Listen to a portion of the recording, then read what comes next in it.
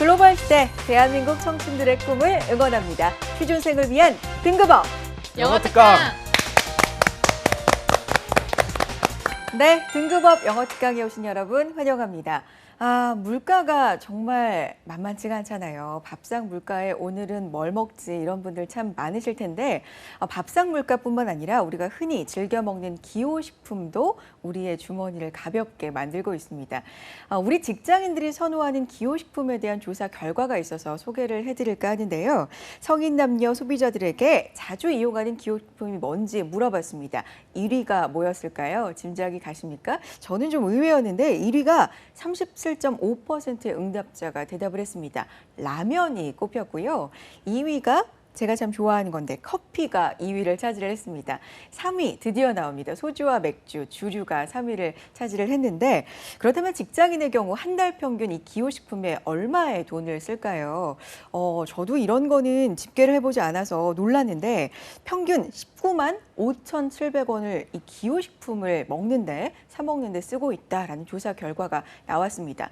굉장히 부담스럽다는 의견이 많았어요. 82.3%가 비용을 이 기호식품에 부담을 하는데 부담을 느끼고 있다라고 대답을 했는데 그럼에도 불구하고 끊지 못하고 있다는 이야기잖아요. 왜 그런지도 물어봤습니다. 첫 번째는 갑자기 끊기가 어려워서 갑자기 안 먹을 수가 없어서가 1위를 차지를 했고요. 자, 2위는 물론 비용 부담도 크지만 만족도가 그 비용 부담보다 더 크다라는 대답이 2위를 차지를 했습니다. 자, 여러분이 가장 선호하는 기호식품은 무엇인지 좀 궁금해지는데요. 자, 오늘 영어 특강 두 학생과 함께 하도록 할게요. 안녕하세요. 안녕하세요. 자, 두 학생도 기호식품 자주 먹죠. 뭐 예를 들어드렸잖아요. 라면도 있었고 커피도 있었고 주류도 있었는데 관규 학생 뭐 선호하고 있어요? 네, 저는 1위 한 라면을 제일 선호해요. 3위 아니고요? 소주, 맥주 아니고요? 네, 아니고요. 네, 1위 라면을 제일 선호하는데 왜요? 쉽게 말해서 가성비라고 하잖아요. 그렇죠. 네, 그러니까 돈이 그렇게 비싸지 않아도 나한테 만족감을 크게 주니까 제일 좋은 것 같아요. 라면이. 그래요. 가성비. 네. 그렇게 비싼 돈이 아니더라도 네. 만족감을 크게 준다. 알겠습니다. 다혜 학생 어때요? 저는 커피. 커피. 네. 저랑 똑같네요. 네. 아무래도 커피가 요즘 뭐 브랜드 커피 그런 전문점도 있지만 이제 다양한 가격에 굉장히 저렴한 가격에도 맛있는 맛을 보여주는 커피 가게들이 또 많이 있어서. 나와요. 네. 그래요. 커피 얼마나 마셔요, 하루에? 적게 두 잔? 마시면 3잔. 많이 마시네요, 진짜. 그래요. 알겠습니다. 저도 정말 동의를 하는데 커피 뭔가 중독이 된 것 같기도 하고 그래요. 기호식품에 대한 만족도는 상당히 큰 것 같지만 그래도 기호식품 물가가 조금은 내려서 만족도는 더 크고 부담은 좀 줄어들었으면 좋겠다라는 바람으로 오늘 시작해 보도록 하겠습니다. 자, 영어 스나이퍼 한덕현 교수님의 강의 준비해 놓고 있습니다. 박수로 청해 드릴게요.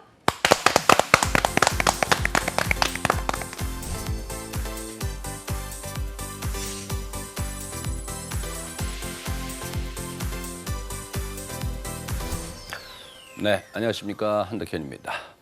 자, 지금 계속해서 여러분들하고 우리 앞으로 시험 문제를 볼 때는 어떻게 접근해야 되는지 그런 방법적인 면으로 여러분들 초점을 맞춰서 지금 여러분들하고 우리 공무원 영어의 각각의 유형들을 살펴보고 있습니다. 자, 지난 시간에는 여러분들하고 ABC 순서를 배열하는 문제를 여러분들 같이 한번 살펴보셨습니다. 자, 오늘은 또 다른 유형입니다. 자, 이런 유형이 있습니다. 자, 글 전체의 주제와 거리가 가장 먼 게 뭐냐, 이제 이런 게 있습니다. 그러니까 이제 여기에서 이제 우리가 지시문을 읽어본다면 그럼 전체 주제를 알자. 주제를 파악해야 된다. 그리고 나서 주제와 관련 없는 것이 뭐냐를 생각해 줘야 된다. 그럼 제일 먼저 주제를 찾아줘야 되는데 라는 건데요. 사실 뭐 이렇게 써놓고 본다면은 주제문이 있을까 없을까 한번 생각 한번 해볼 수가 있는데요.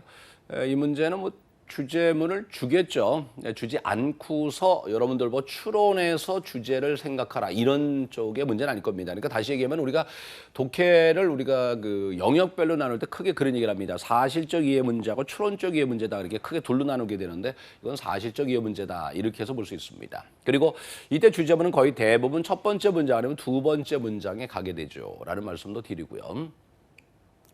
자, 그런데 이것을 또 우리가 이제 접근하는 데 있어서 또 어떤 방법이 있을까 한번 그런 것도 한번 생각을 한번 해봐야 되거든요.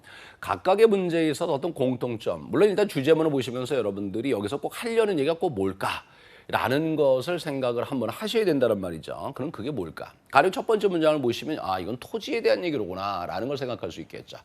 자, 토지가 필요하다 그랬습니다. 여러 가지 용도에, 아, 토지에 뭐에 관련된 얘기다? 용도와 관련된 얘기다. 그런 얘기입니다. 바로 이런 것을 핵심으로 잡아주는 거죠. 그러니까 이걸에 이어지는 것들은 그러면 전부 다 뭐냐? 토지 얘기가 나와줘야 되고 그 다음에 용도 얘기가 나와줘야 된다는 겁니다. 자, 이제 그런 것들을 생각할 수 있겠죠. 물론 도심 지역하고 그 다음에 시골 지역의 농촌 지역에 말입니다. 모든 사회에 그랬습니다. 자, 그러면서 지금 여기서 말씀드린 것처럼 일단은 토지가 들어가 줘야 된다. 그리고 용도가 바로 언급돼 줘야 된다. 이제 그런 얘기입니다. 자, 그런 것들을 일일이 좀 찾아줘야 되는 그런 문제. 근데 이런 것을 우리가 이제 풀어가는 방법 중에 하나가 지금처럼 여러분 보신 것처럼 첫 번째 우리가 주제를 찾자 이제 그런 얘기인데요. 말씀드린 것처럼 주제는 첫 번째 문장 아니면 두 번째 문장입니다. 그것은 뭐 변함이 없다라는 말씀을 꼭 드리고요. 그래서 첫 번째, 두 번째 문장 생각해 보시고 그리고 우리가 이제 주제를 고르면서 지난번에 여러분 주제와 관련된 얘기를 했었습니다만은 주제는 대체로 반복되는 경우가 많다 이제 그런 말씀드렸거든요. 그러니까 반복되는 말 조금 더 얘기하자면은 제가 이제 공무원 영어의 가장 두드러진 말로 제가 핵심어를 찾아라 그런 얘기를 하거든요. 아까 여러분 본 문제로 따진다면 토지 그리고 용도 이 두 개가 이제 핵심어가 될 것이다. 이제 그렇게 해서 생각해 보시면 좋겠고요. 그리고 또 보셔야 될 것이 어조. 그럼 그 어조를 어떻게 끌고 갈 거냐? 좀 아까 보신 것처럼 뭐였습니까? 여기서 보시면 지금 뭐라 했어요? 토지가 여러 가지 용도로 바로 요구된다, 필요로 된다 그랬습니다. 그럼 결국 뭐냐? 이것에 대해서 어떤 긍정적인 측면, 즉 플러스적인 측면으로 가지 않겠는가?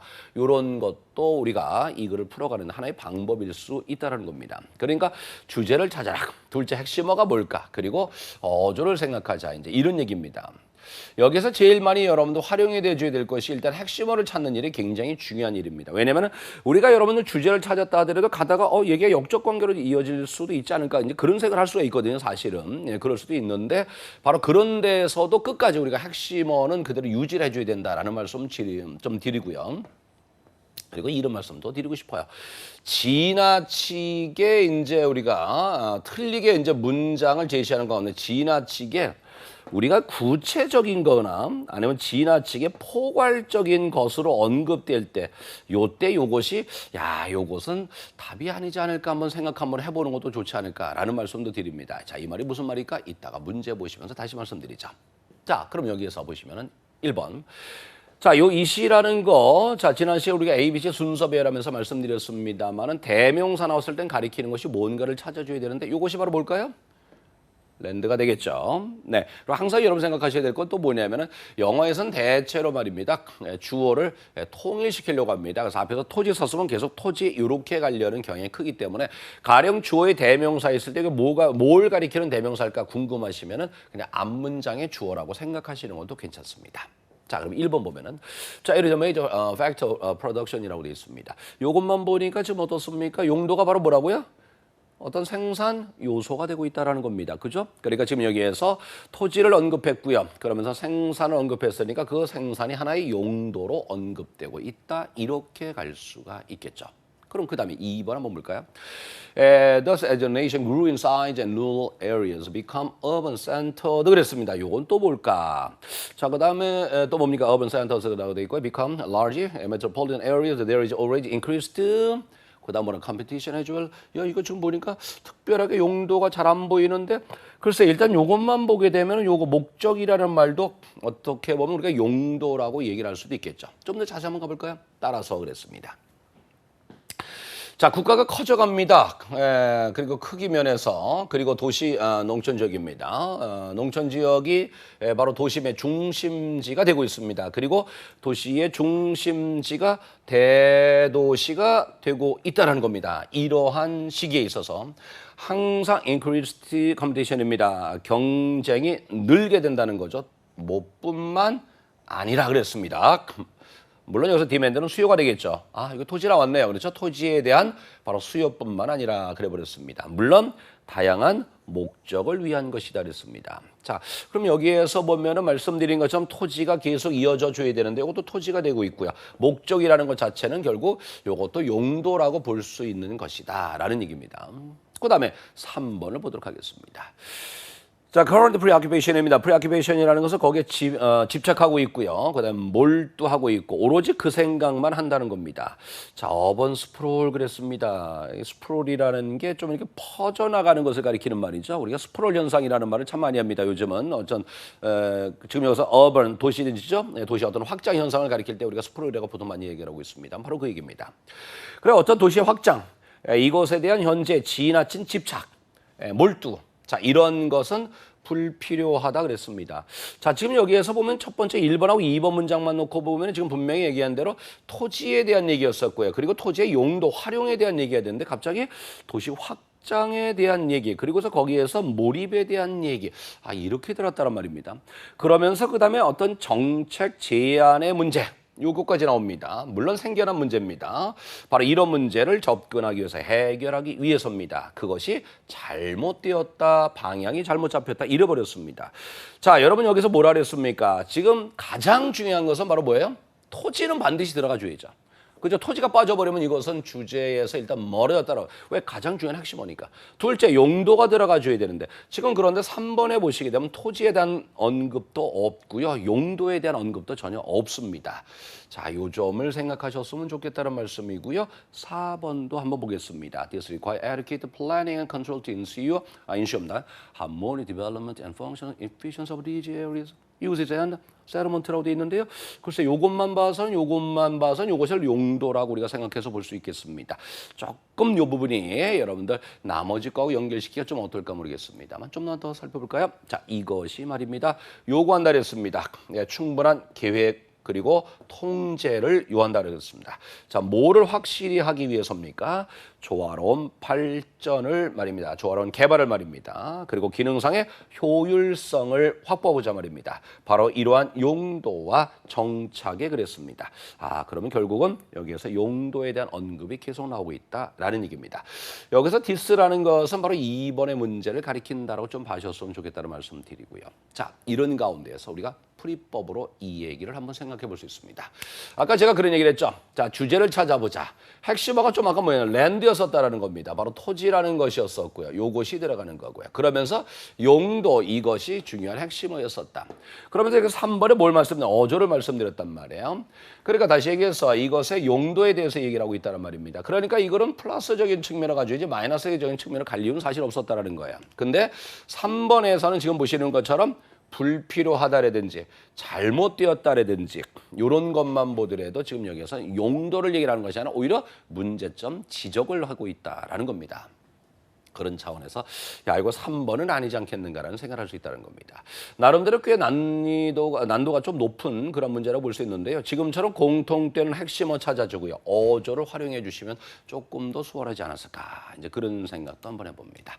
자, 그럼 그 다음 문제 가서 이번에는 뭐를 활용 한번 해볼까. 한번 보시겠습니다. 자, 이 암과 관련한 얘기 참 많이 나오고 있습니다. 네, 꽤 많이 나오고 있는데요. 자, 바로 작년에도 암과 관련된 문제가 지방지 문제에 있었죠. 자, Clinical Cancer Advances Continued Its Emphasis라고 되어 있는데요. 말씀드린 것처럼 첫 번째 문제 거의 대부분 주제문이니까 이 부분은 확실하게 해석을 해주셔야 됩니다. 자, 이것이 계속하고 있습니다. 강조를 계속하고 있습니다. 지속적으로 강조하고 있다는 얘기죠. 지속적으로 부각시키고 있다는 얘기입니다. 아주 유니크입니다. 독특하고도 대단히 중요한 그러한 역할입니다. 그랬습니다. 뭐의 역할이냐? 바로 연방이죠. 연방에서 기금을 지원하는 암 연구가 되겠습니다. 연방 지원, 기금 지원, 암 연구입니다. 그러니까 다시 얘기해서 여기에서 지금 보면은 가장 중요한 말은 연방에서 돈을 대주는 암에 대한 연구 그리고 그것에 대한 뭐 얘기를 하고 있다? 역할을 하고 있다. 이렇게 얘기를 하고 있습니다. 자, 그럼 여기에서 우리가 핵심어로 지금 요 정도로 잡아봤는데요. 그런데 각각의 문장들을 한번 생각 한번 해보십시다. 지금 여기에서 1번을 놓고 보시면은 지금 여기에선 study라는 연구라는 말이 나오고 있고요. 여기도 연구라는 말이 나옵니다. 즉 다시 얘기해서 요 리서치와 계속해서 연계되는 것으로 여러분 보셔야 된다. 요것도 연구로 보셔야 되겠죠. 그런데 지금 3번을 보시죠. 테라피가 뭔지 아시죠? 우리가 요즘 뭐 테라피다 뭐 이런 얘기를 합니다. 어떤 치료법, 요법을 가리키는 얘기가 되겠습니다. 자, 지금 여기서 치료법, 요법을 가리키고 있습니다. 요것은 조금 너무나 구체화되지 않았는가. 즉 다시 얘기해서 여기서 분명히 바로 연방에서 기금을 대는 암 연구의 역할을 언급하고 있으니까 당연히 여기서는 연구에 대한 얘기가 나와줘야 되지 않겠는가라는 건데 갑자기 어떤 치료법에 대한 언급, 더더군다나 지금 여기에서 언급하고 있는 것이 치료법이 야기시켰다라고 했고요. 심각한, 심지어는 생명까지 위협하는 아주 나쁜 그러한 영향, adverse, 작년 국가지 구급에 출제됐던 단어입니다. 헤로인이란 단어입니다. 이러한 영향을 야기시켰다 이런 얘기를 했다는 말입니다. 이건 연구하고는 지금 전혀 관계가 없는 그런 내용을 담고 있다고 볼 수 있습니다. 자, 그런 가운데에서 4번의 힌트 요걸 또 보겠습니다. 자, 그럼 좀 아까 말씀드렸는데 이거는 뭐라고 말씀드렸느냐? 이거는 연구라 그랬습니다. 그러니까 연방에서 기금을 지원하는 암 연구에 대한 얘기입니다. 연구입니다.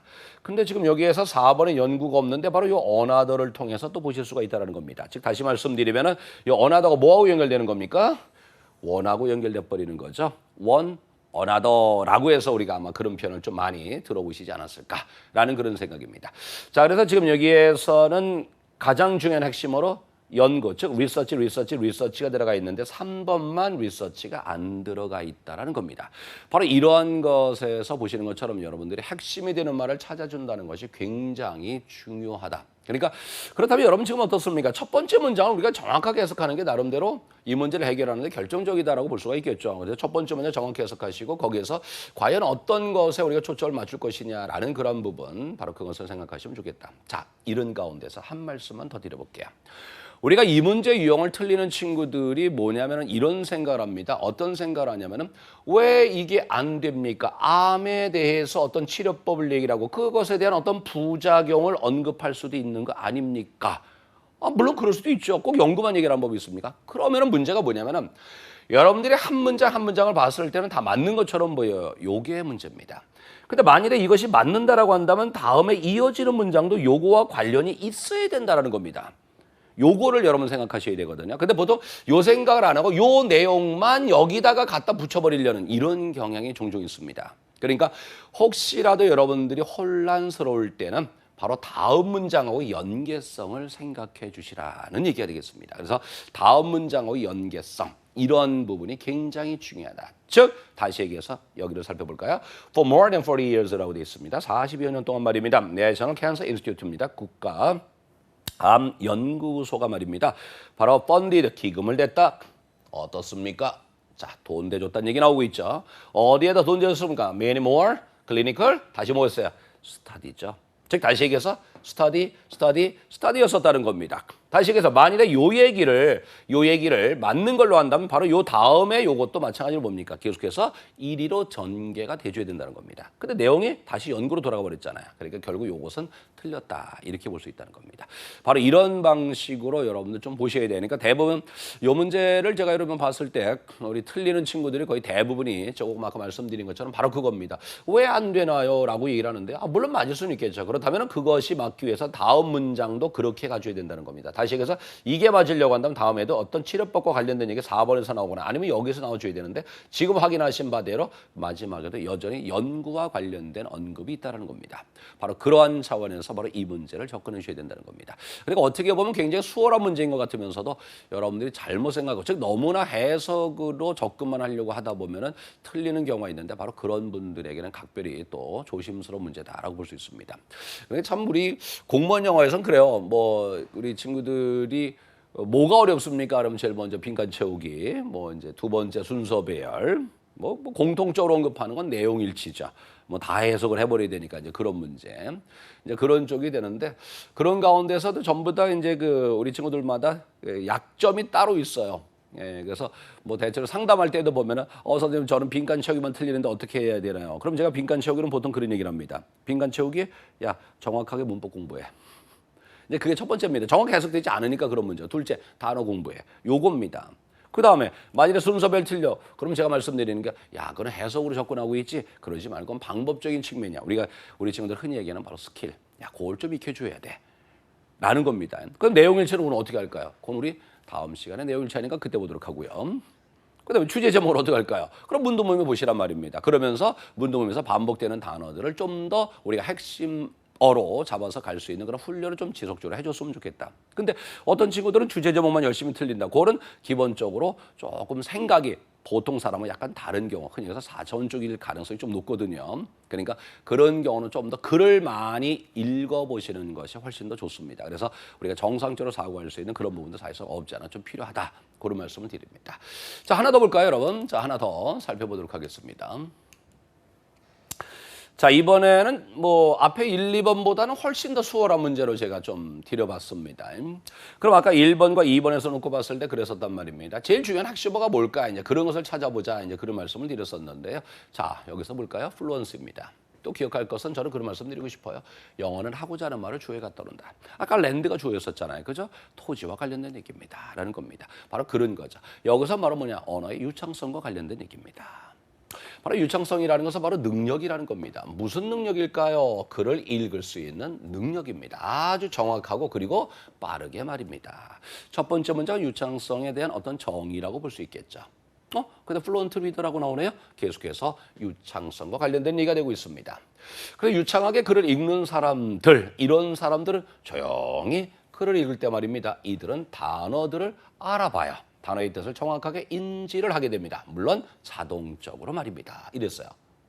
자, 그럼 지금 여기서 조금 더 생각해 보셔야 돼요. 영어는 항상 뭐냐면 처음에 조금 이거 뭐야 긴가민가 이러다가 점점 그러니까 처음에 좀 애매하다가 점점 구체적으로 들어가 버리는 거죠. 즉 다시 얘기해서 첫 번째 주제문을 주고서 그다음 뒷받침하기 위해서 점점 구체로 들어가 주는 거란 말이죠. 그러니까 여기에서도 유창성에 대한 얘기를 하면서 조금 더 폭을 좁혀서 유창하게 글을 읽는 사람에 대한 얘기로 들어갔죠. 그러면서 또 볼 수 있는 것. 자, 영어에서 하고자 하는 말을 주어에 갖다 놓는다 그랬죠? 그러면서 그 주어가 반복됐을 때는 이것이 핵심일 가능성이 높다는 생각을 한번 해보십시오. 자, 그리고 다시 한번 얘기를 합니다만 지금 여기서 그룹은 동사입니다, 여러분. 동사가 되는 것이고요. 이게 주어입니다. 그리고 주어가 대명사일 때 그 대명사가 일으키는 명사가 뭔지 궁금하시면 뭐라 그랬어요? 앞문장의 주어와 같은 것이다 라고 보시란 말입니다. 그러니까 유창하게 글을 읽는 사람들은 단어들을 잘 묶어줄 수 있어요. 아주 빠르게 그룹으로 지어줄 수 있다는 거죠. 바로 뭡니까? 그들이 뭐하는 것을 도와주도록, 즉 의미를 게인, 확보하는 걸 도와주도록 말입니다. 물론 그들이 읽는 것에서 말입니다. 이래버렸습니다. 자, 1번 어떻습니까? 플런트 리더라고 다시 나오고 있죠. 자, 그럼 여기서 지금 얘기하는 건 바로 뭡니까? 유창하게 글 읽는 사람에 대한 얘기라는 겁니다. 자, 그럼 지금 여기서 플루언트 리더스 그랬으면 한번 주어만 한번 살펴볼까요? 라는 겁니다. 자, 여기서 2번은 readers who have not yet developed fluency read slowly word by word. 이거 뭘까요? 요거는 지금 분명히 봐서는 요거는 그죠? 플루언트 리더가 아니죠? 요거 아닙니다. 그러면 자, 제가 아까 말씀드린 것처럼 이거를 무조건 틀렸다 이렇게 하는 것보다는 분명히 다음 문장과 연계를 생각해 봐야 된다는 겁니다. 자, 지금 여기서 뭐 어떤 독자입니까? 아직 유창성 얘기는 분명히 맞습니다. 유창성이 생기지 않은 그런 독자는 말입니다. 읽습니다. 어떻게 읽습니까? 천천히 읽습니다. 한 단어 한 단어씩 읽습니다. 요거 틀린 게 아니라 연결이 되네요. 그죠? 바로 요거란 말입니다. 그러니까 일단 무조건 맞아, 틀려. 요렇게 하는 것보다는 그것의 연계성을 생각해봐라. 가령 1번도 마찬가지로 여러분 보셨을 때 요놈하고 이렇게 연계되는 것을 생각해 줘야 된다는 겁니다. 그러니까 지금 여기에서도 요 부분은 분명히 플루언트 리더가 아니기 때문에 틀렸다라고 생각할 수 있지만 그 다음 말을 보니까 그들이 입으로 읽는 것, 이것은 고르지 못하고 그리고 아주 단조롭습니다. 그래 버렸습니다. 이 그들은 바로 누굽니까? 유창한 사람이 아니죠. 아직 유창성이 발달되지 않은 사람이란 말이죠. 그러니까 여기 2번이 맞는 거죠. 그래서 제가 요 문제 출제했을 때 보게 되면은 바로 요거를 틀렸다라고 찍는 친구들이 꽤 있습니다. 그러니까 요것만 쳐다본 거라는 얘기입니다. 요것만. 바로 그런 데서 문제가 있다는 겁니다. 그래서 여러분들 보실 때 무조건 이상해 그것만 찍지 마시고 다음 문장 연계성 요까지 꼭 보시란 말입니다. 자, 그러면은 일단은 잠시 유창하게 바로 글을 읽지 못하는 사람을 언급했고요. 3번 보니까 다시 뭐로 나왔습니까? 유창한 리더가 다시 나왔습니다. 좋습니다. 4번엔 근데 뭐라 그랬습니까? 비기닝 리더라고 되어 있습니다. 자, 그렇다면은 4번이지 않을까? 근데 여기서도 다시요. 이게 꼭 틀렸다라고 할 수 있습니까? 아니, 틀리지 않았을 수 있지 않습니까? 처음으로 시작하는 처음으로 초보자 글을 읽는 사람도 있을 수 있지 않겠습니까? 라고 할 수도 있는데 이것이 맞기 위해서는 뭐라고요? 그럼 그 다음도 여전히 이 사람과 관련된 얘기 나와야 되는데 다시 보니까 이번에 뭐 나왔어? 플루언트 리더라고 나왔다는 얘기죠. 정답 몇 번이다? 4번이다. 이렇게 됩니다. 그래서 핵심을 잡아놓고 그것을 여러분들이 일관성 있게 확인을 해줘야 되는데요. 바로 지금처럼 일관성 있게 확인해 줍니다. 그런데 꼭 조심하셔야 될 것이 일단 어떤 것이 틀렸다라고 여러분들이 선택을 했을 때는 반드시 다음 문장하고 연계해서 생각해 보시기 바랍니다. 그것이 굉장히 중요합니다. 그래야지 이 문제를 여러분 대했을 때 함정에 걸리지 않고 정확하게 정답을 골라낼 수 있다는 것을 말씀드립니다. 자, 지금 여러분들 오늘은 여러분 관계없는 문장 고르기를 여러분들하고 같이 한번 해봤습니다. 첫 번째 문장이 뭐라 그랬습니까? 주제다라고 말씀드렸죠. 그리고서 거기에서 바로 핵심어를 잡아서 가는 것, 그리고 그것을 중심으로 해서 얘기가 전개되는 것을 생각해봐라. 이런 가운데서 핵심어가 공통적으로 들어있는지 확인 한번 해보시고요. 어조도 생각해보시면서 접근하는 것 참 중요하다고 말씀드렸습니다. 그러나 다시 얘기하지만 어떤 문장이 틀렸다라고 여러분들이 선택하실 때는 꼭 다음 문장하고의 연계성 반드시 확인해 주시기 바라겠습니다. 바로 이것이 필요하다. 자, 오늘은 여러분들하고 관계없는 문장 고르기 한번 살펴보셨습니다. 자, 오늘도 고생 많으셨고요. 다음 시간에 또 다른 유형 가지고 여러분들 만나 뵙도록 하겠습니다. 여러분 수고 많으셨습니다. 감사합니다.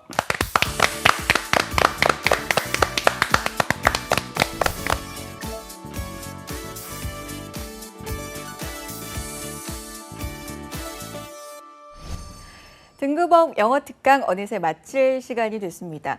사람은요, 보는 대로 믿는 게 아니라 믿는 대로 본다. 이런 말이 있습니다. 무슨 말이냐면 내가 이렇게 될 거다라고 강하게 믿고 생생하게 보기 시작하면 정말로 그게 현실화가 될 수 있다라는 말인데요. 많은 자기 개발서를 통해서도 여러분께도 알려진 방법이죠. 하지만 그걸 실천하는 건 상당히 쉽지가 않은데 정말 의지를 가지고 내가 이런 모습이 되겠다. 강한 열망을 가지고 오늘 하루 열심히 살아보시는 건 어떨까라는 생각을 해보게 됩니다. 자, 오늘 함께 하신 강의 내용 놓친 부분이 있다. 다시 듣고 싶다 하시는 분들은요. 유튜브와 한국직업방송 홈페이지 통해서 보실 수 있어요. 놓치지 마시고 챙겨가시기 바랍니다. 다음 이 시간 알찬 강의로 돌아올게요. 고맙습니다.